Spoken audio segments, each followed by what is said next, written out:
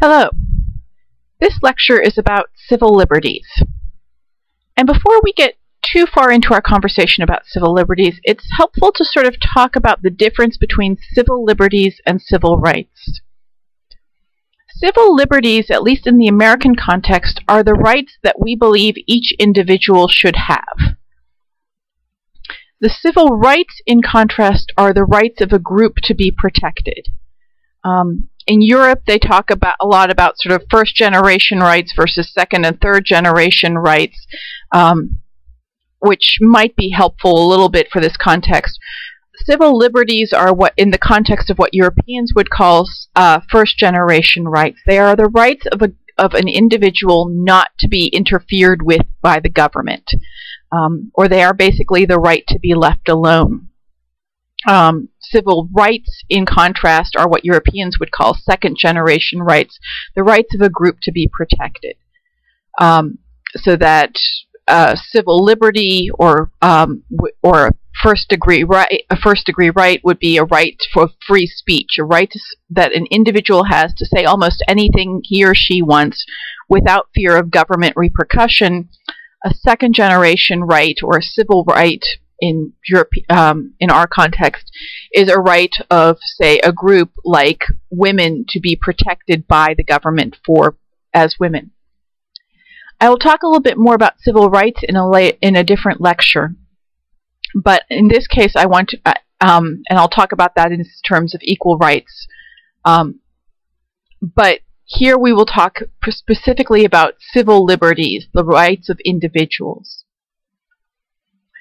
Civil liberties are a careful balance between the needs and wants of government and community versus the needs and wants of individuals.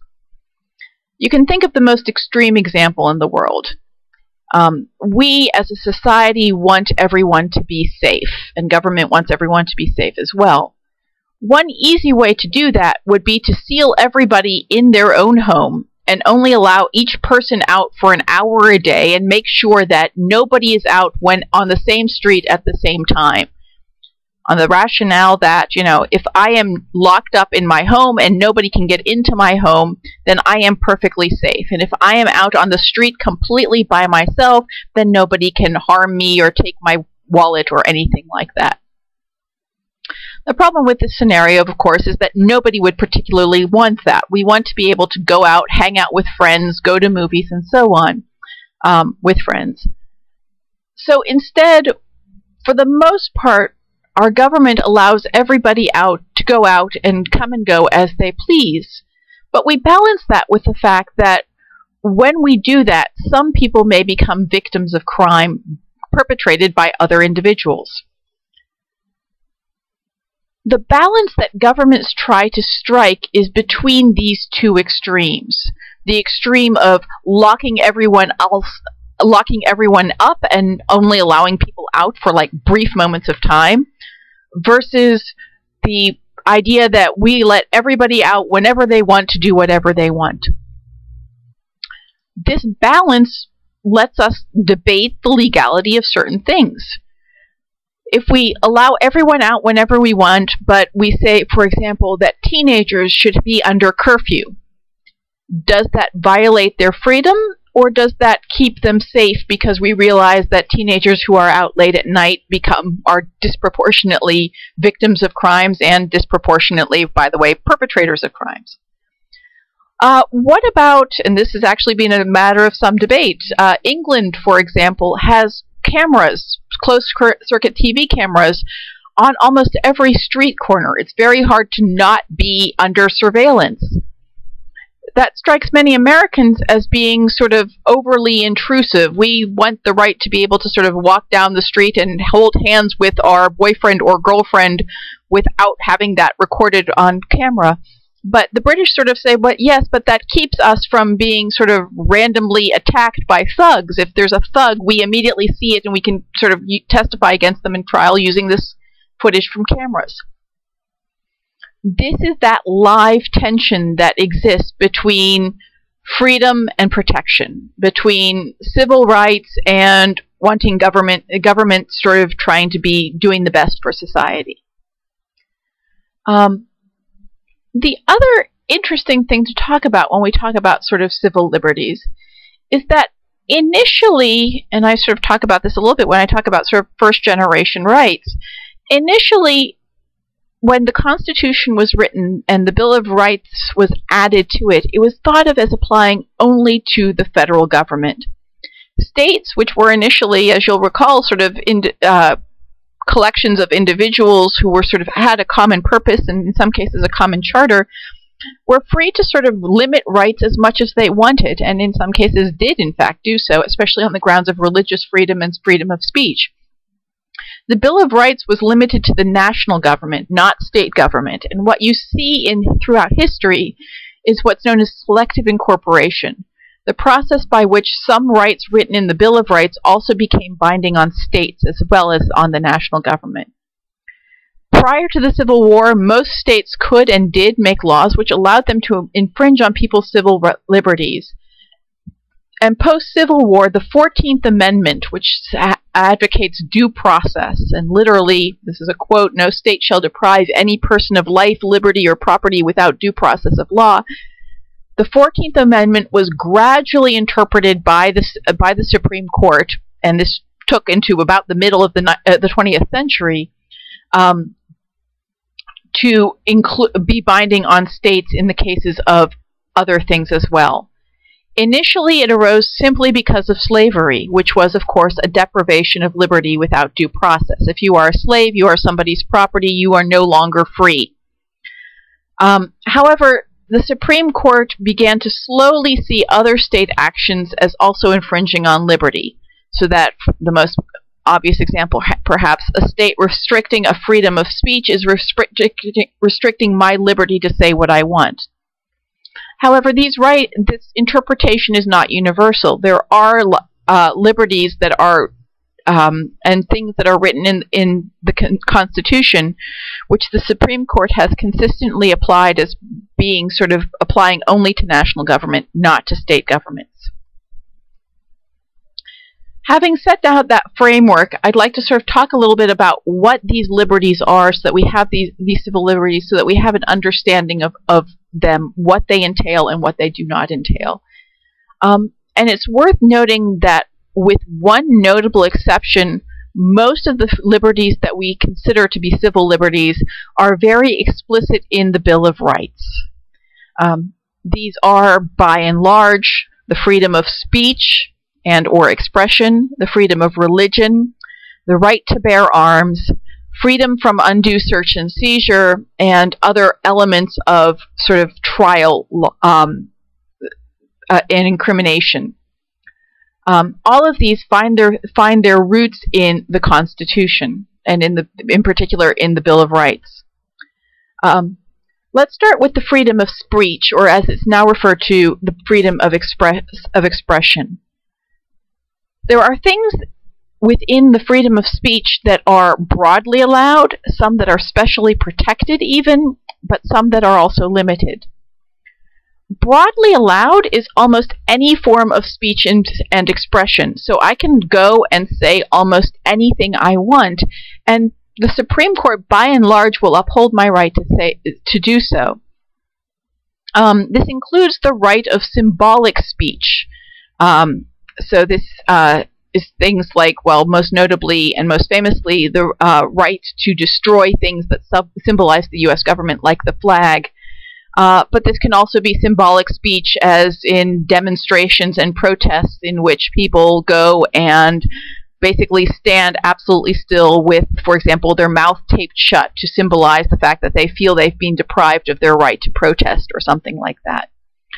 Also broadly allowed is the right to assemble and gather in almost any group, with certain notable exceptions. You're not allowed to assemble in the middle of a street corner during rush hour because that impedes the flow of traffic, but by and large you're allowed to gather in a public place to exercise your rights and your opportunity to sort of discuss the issues of the day.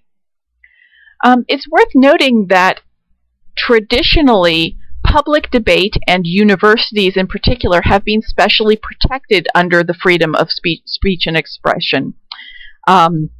The idea being that universities and public debates are places where the free of exchange of ideas is especially valued.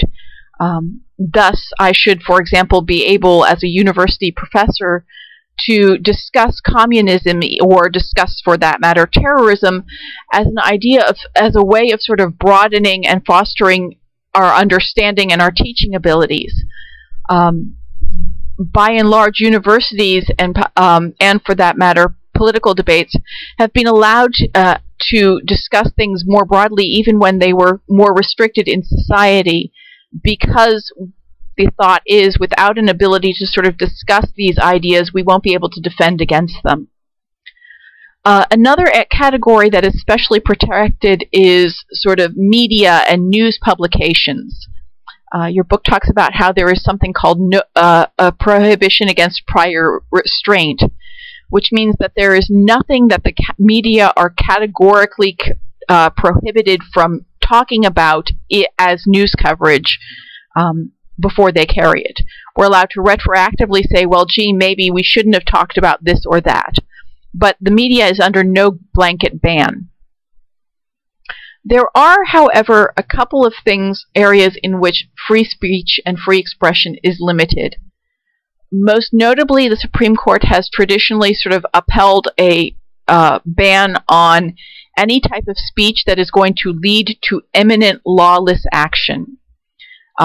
So while I, as a university professor, I'm allowed to sort of talk about what terrorism is and to talk about, and I've done this in fact in classes, talked about what does and does not constitute terrorism or so on, I can't go around and actually tell my students, well, we should all overthrow the government and this is how we should do it, and proceed to set up an entire plan to do so.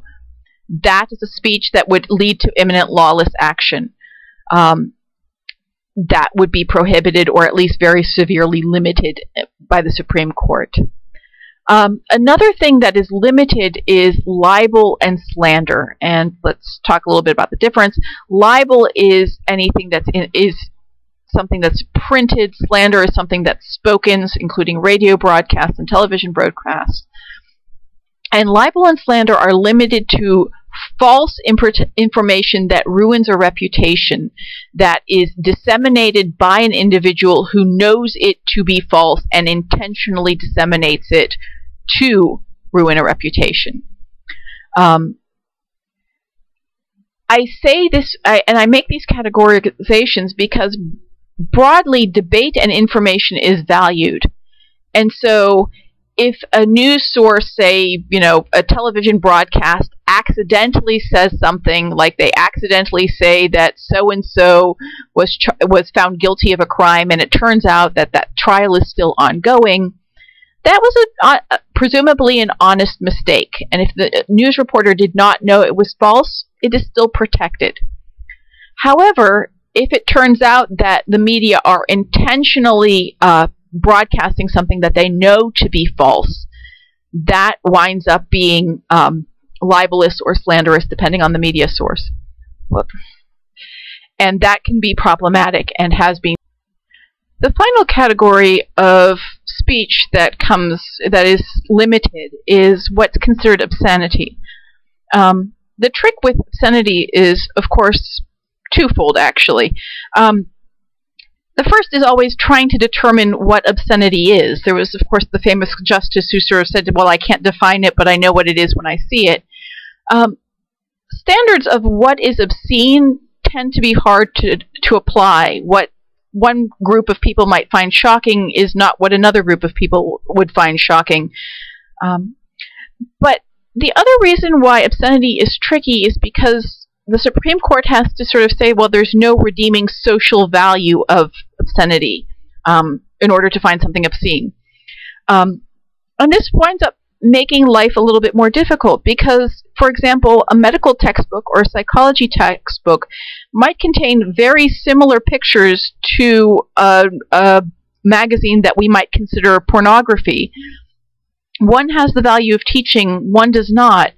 And so the question winds up being, well, it's not just the content, it's the context. The same or similar pictures with similar items in them in different contexts wind up having social value or no social value whatsoever.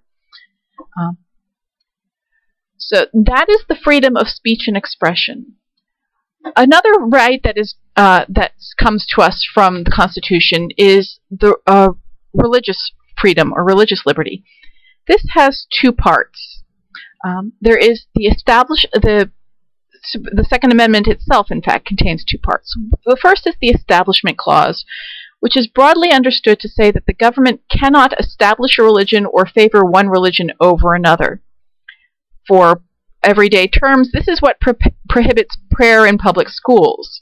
The perception and the ruling from the Supreme Court has been that allowing prayer in public schools allows a type of prayer which sort of is tantamount to establishing a time for religion in a government institution. The flip side of that is, however, that if religions are already established, the Supreme Court has allowed governments to aid religious institutions if they do not promote if this aid does not promote religion. So the example that your book gave was that school district which would send their students to school on buses to public schools and to other schools, they are allowed to use school buses to send their students to private schools, including religious schools as well, because they're just sending kids to school. They're not promoting one religion over another or in any way fostering religious content. The flips, perhaps more relevant example for many of us is the fact that government grants have recently been opened up and encouraged for things like religious hospitals and food pantries. The idea being that the government was going to grant money to food pantries and to hospitals anyway to care for people who cannot afford care themselves. Religious institutions like churches and other charities have a long history of providing this kind of care, so the government might as well continue to provide care as long as this care is not contingent on any type of religious worship. That's the Establishment Clause. The freedom of religion also includes what's known as a Free Exercise Clause, which means that government cannot prohibit people from holding a religious belief. And it doesn't matter what that religious belief is. This has become a little bit more difficult because it's very hard at times to sort of draw the line between what is one person's free exercise of religion and what endangers others or what endangers society. So that, for example, if certain Native American religions which encourage the use of certain what the U.S. government considers controlled substances like peyote, that winds up running afoul of the Free Exercise Clause, because even though an individual might hold this particular Native American religion and practice it and worship it, to be smoking peyote winds up endangering that person or others whom that person comes into contact with. That has been limited by the government. Another right that is very much sort of in the U.S. Constitution is the right to bear arms. This is the famous Second Amendment. And the problem is, and the challenge with the Second Amendment is that there is an ongoing question about what exactly the Second Amendment means. Whether the Second Amendment should be read in its entirety as meaning that people should be allowed to join militias, or whether you can just sort of take out the section of the Second Amendment that talks about whether or not people should have the right to bear arms. It's worth noting, perhaps, that the U.S. has one of the most liberal gun ownership policies of any industrialized democracy.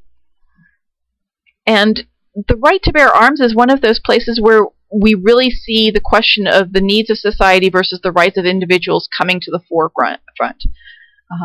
Again, I will speak from personal experience as someone who spent a lot of time in education. After the Virginia Tech and other shootings on college campuses, I think a lot of people have gotten very nervous about sort of what types of individuals should be able to own weapons.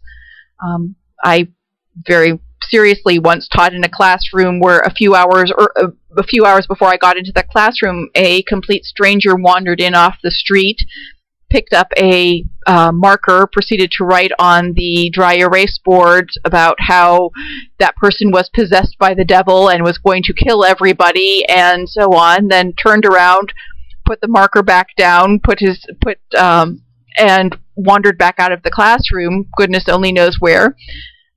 that is a person that I personally do not feel particularly safe having a gun. But there's no way for me to necessarily limit that person's right to have a gun, because we can't predict whether or not that person is going to use the gun or not. Can we prevent random individuals or very particular individuals from exercising this right? Or, for that matter, for exercising their right to free speech, if that person has a right to write whatever they want on the dry erase board? The catch, of course, is that in this particular case, I was teaching at a private university, and so they wound up getting caught for trespassing, which made us all a little bit safer. But that right to bear arms is one of the most difficult to interpret amendments of the Constitution, I would argue. Then we get into a whole series of civil liberties, which your book sort of clumps together under sort of trial and due process.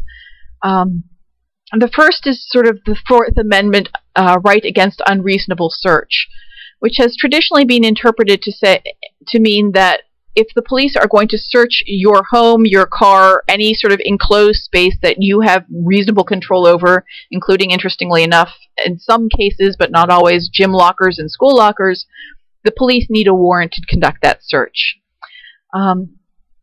That has also been extended in modern times to include more modern methods of searching. So police cannot use heat scanners aimed at a home. Police cannot use radio scanners set to the frequency of cell phones to intercept your cell calls unless they have a warrant to do so. There are, however, exceptions to this. And the exceptions are somewhat intuitive, I would argue.